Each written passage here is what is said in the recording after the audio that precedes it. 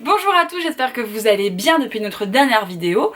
Alors comme la vidéo mes premières fois a super bien marché, vous m'aviez suggéré d'en faire une qui s'appelle mes dernières fois.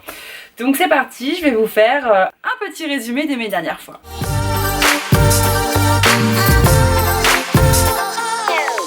La dernière fois que tu as dansé. La dernière fois que j'ai dansé, hormis chez moi, puisque je danse, je pense, tous les jours chez moi.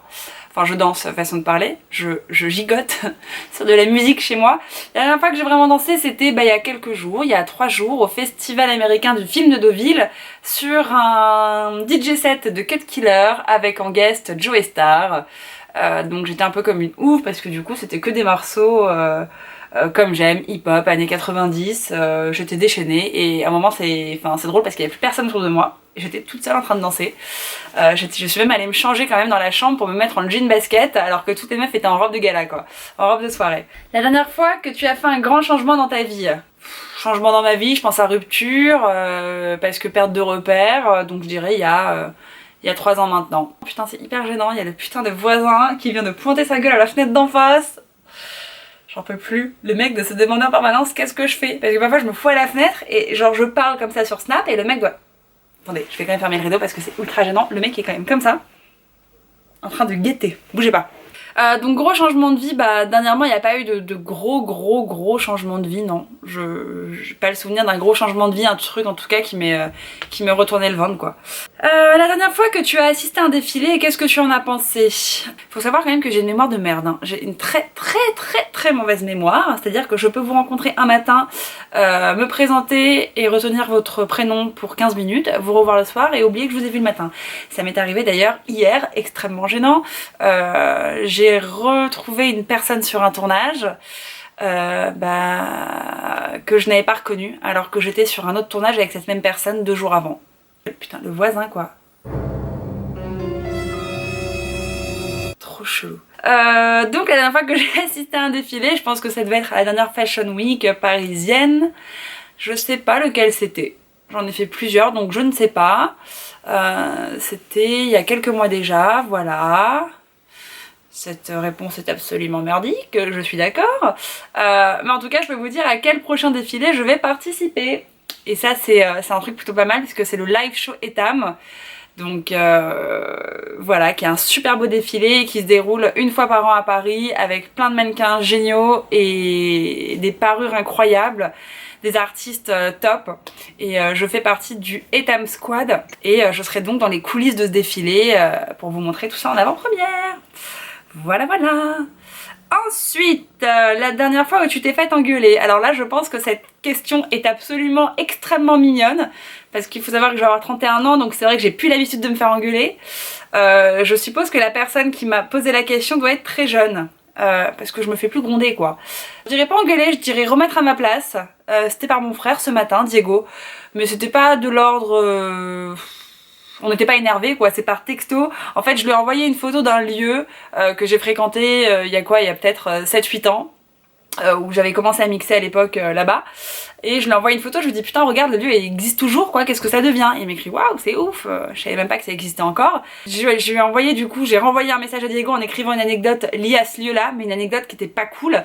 Et Diego il me dit pourquoi t'as toujours tendance à retenir les mauvaises choses des bonnes choses?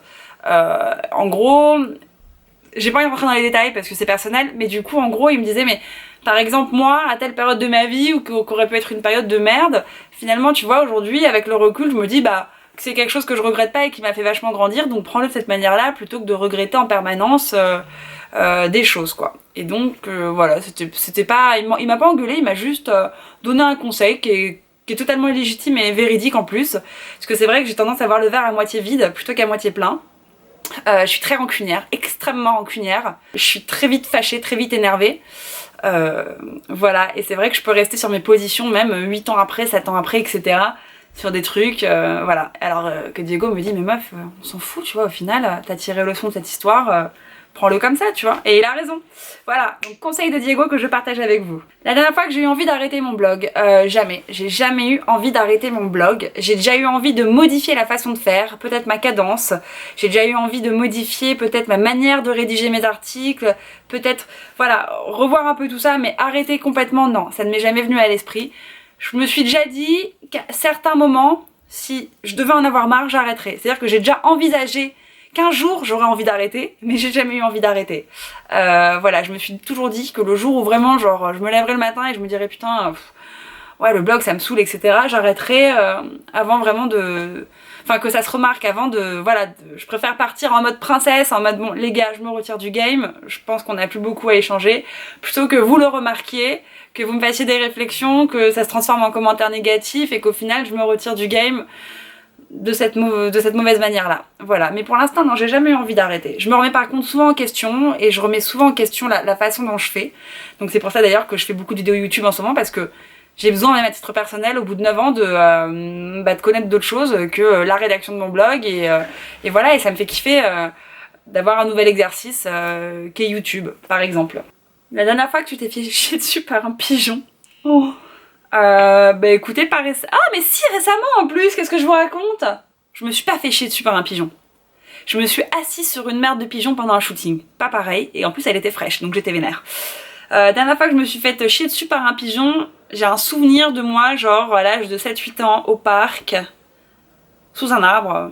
Bah, je me suis pris une merde de pigeon sur la tête, quoi. C'était génial. Dernière fois qu'on t'a dit je t'aime, bah j'ai de la chance parce que je suis entourée de personnes qui sont très très expansives. Je pense que je les aime comme ça, donc je reçois des je t'aime tous les jours, donc ça c'est plutôt cool, que ce soit mon mec, même mes meilleurs amis, je veux dire ma meilleure amie quand on communique on se dit je t'aime quoi, et on a 30 piges et voilà, on peut être encore amené à se donner la main. Mes parents aussi, on se dit des je t'aime, voilà, non, on est plutôt à l'aise sur le je t'aime dans mon entourage, donc ça c'est plutôt agréable, mais je vous rassure, je les reçois, mais je les dis aussi. Ensuite, la dernière fois que tu as dormi chez tes parents. Alors mes parents sont divorcés, donc j'ai plusieurs maisons un peu réparties partout. Parce que ma mère vit entre Paris et Marrakech et mon père vit à Genève. Chez ma mère, bah, quand elle est à Paris, je dors jamais chez elle, vu que j'ai mon appart à Paris. En revanche, lorsque j'ai été à Marrakech, la dernière fois c'était au mois de décembre. Putain, non déjà? Ah ouais, ça va faire 1 an. Ça fait 9 mois que je suis pas allée au Maroc. Ah non, 9 mois que je suis pas allée à Marrakech. Donc ça fait 9 mois que je n'ai pas dormi chez ma mère. Et chez mon père, je vais beaucoup moins souvent à Genève. Je vais plus souvent pourtant à Marrakech qui est plus loin qu'à Genève. Et j'adore la maison de mon père, elle est en face du lac. Elle est trop apaisante, elle est chambée. Je l'aime beaucoup trop et j'y vais jamais, je suis trop débile. C'était au mois de novembre la dernière fois que je suis allée dormir chez mon père à Genève. Voilà. Alors, la dernière fois que tu as fait un voyage de presse, un partenariat jugé exceptionnel voire inhabituel. C'est très pertinent comme question ça. J'ai pas la réponse. C'est con ou pas? J'ai pas la réponse. Non pas que je m'habitue à mes voyages de presse ou à mes partenariats, mais c'est vrai que j'ai tendance à accepter des voyages de presse ou des collaborations complètement en adéquation avec ma ligne éditoriale. Donc je me fais jamais surprendre entre guillemets. Par contre, c'est vrai que systématiquement quand je pars quelque part, waouh, bah là par exemple je reviens de Deauville, j'étais au festival du film américain de Deauville. Ok, c'est la 3e fois que j'y allais, mais à chaque fois je suis un peu sidérée quoi, parce que je me dis bah je suis quand même vachement privilégiée, je suis reçue dans des conditions incroyables, avec des gens de ouf autour de moi, enfin des gens très créatifs, donc qui ont beaucoup de choses à raconter, donc fascinant. Je dors dans des belles conditions, enfin voilà, en fait à chaque fois je suis toujours, et ça fait pourtant 9 ans que ça dure, à chaque fois je me dis waouh meuf, t'as de la chance, putain un jour ça va s'arrêter, ou pas, je sais pas, mais profite quoi, prends ce qu'il y a à prendre et kiffe comme jamais parce que tu peux crever demain, donc voilà. Après c'est vrai que pour moi, l'exceptionnel, c'est pas forcément quelque chose d'onéreux ou d'incroyablement extraordinaire quoi. Ça peut être une situation, genre un fou, c'est complètement con et cliché ce que je veux dire, mais genre un fou rire avec ma mère par exemple, ma mère me fait beaucoup rire. Bah ça j'adore aussi, pour moi ça fait partie des choses extraordinaires de la vie quoi. Là ce soir je me fais un dîner en famille avec mon frère, mon père, ma mère, tu vois mes parents sont divorcés, bon bah on va bouffer ensemble, et ça pour moi c'est extraordinaire, c'est genre trop cool quoi, parce qu'il y a quelques années j'aurais jamais pu envisager quelque chose comme ça, enfin imaginer quelque chose comme ça. Et au niveau des partenariats, bah là j'ai des belles choses qui arrivent. Franchement, j'ai des belles opérations qui arrivent. J'ai été très contente de la vidéo Nike que vous avez pu voir il y a quelques temps maintenant, enfin il y a quelques semaines sur ma chaîne YouTube. J'ai fait une vidéo, sur de la danse où je danse et elle a été tellement bien accueillie alors que c'était même pas une demande de Nike. Je l'ai faite spontanément et je crois que ça s'est ressenti et que voilà. Et du coup, quand j'ai plein de commentaires trop cool comme ça, à chaque fois je me dis mais putain c'est incroyable quoi, parce que bah, ça fait longtemps que t'es là quand même et que tu pourrais être un peu périmé et plus forcément séduire les gens. Et en fin de compte, je suis trop contente de voir que j'arrive encore à pouvoir surprendre de temps en temps et à vous faire plaisir et à pouvoir amener des messages positifs. Et vous, du coup, bah, comme vous êtes content, vous me le faites remarquer. Et puis moi, je me couche avec le smile et je me réveille trop contente. Donc, effet boule de neige réussi. La dernière fois que tu as écouté du Beyoncé, ça fait longtemps, j'avoue que j'ai écouté que je n'ai pas écouté Beyoncé, pardon. Après, peut-être que c'est passé comme ça sur mes playlists Spotify, mais je suis plus Team Rihanna en ce moment. Donc, pas récemment. La dernière fois que tu as fait caca Je réponds ou pas? Non, t'as pas envie que je réponde? Non, mais ce qui est très drôle, c'est que la jeune fille m'a demandé la dernière fois que tu as fait caca. Non, je déconne bien sûr, c'était trop tentant. La dernière fois que tu as pleuré devant un film. Ah, je pleure tout le temps devant les films. Mais je sais pas lequel était le dernier film devant lequel j'ai pleuré. Je suis trop une vicose, hein, je pleure pour tous les films. Faut que je demande à Mathieu quand il arrive. J'allais dire rappelez-le moi, mais vu que la caméra ne parle pas, c'est complètement débile. La dernière fois que tu t'es dit plus jamais ça, c'est par rapport à une situation avec des personnes qui ne sont pas très indépendantes. Et j'ai beaucoup de mal avec les personnes qui sont pas indépendantes et qui dépendent des autres. Parce que du coup, je me sens responsable, alors que j'ai pas forcément envie d'être responsable. Et ça se finit toujours en autre boudin, quoi. Donc, ouais. Faut que je fasse attention en fait à parfois m'entourer de personnes qui sont pas forcément... Je sais pas comment dire, ça va être mal pris. En fait, je suis hyper exigeante en amitié comme en amour, comme dans toutes mes relations. Et moi, par exemple, je suis hyper indépendante et je veux surtout pas être un poids ni pour ma famille, ni pour mes potes, ni pour personne. Donc naturellement, bah, je me donne les moyens de pas l'être. Et j'ai un peu du mal en fait quand moi je me donne les moyens pour quelque chose, que les personnes qui parfois m'entourent ne font pas ces efforts-là. Alors évidemment, j'ai bien conscience qu'on n'est pas tous les mêmes et qu'on fonctionne pas tous de la même manière. Je peux manquer de tolérance parfois, je l'admets. Mais je supporte pas qu'on m'entraîne dans des situations dans lesquelles j'ai rien à voir, vous voyez, genre t'es avec une bande de potes, il va se passer quelque chose, tu vas te retrouver dans la merde parce que ta pote ou ton pote n'a pas géré sur un truc. Et ça j'ai un peu du mal quoi, j'ai un peu du mal sachant que moi j'anticipe tout, je fais attention à tout. Je suis un peu contrôle fric donc forcément, mais voilà, ouais, dernière fois que je me suis dit ça, c'était à ce moment-là, je me suis dit putain plus jamais quoi. Arrête de faire l'effort à chaque fois, tu sais que ça sert à rien que tu fasses autant d'efforts puisque finalement tout va capoter parce que tu connais ces personnes-là et tu sais que elles sont un peu plus wild quoi, donc voilà. Une décision particulière qui a affecté le courant de ma vie.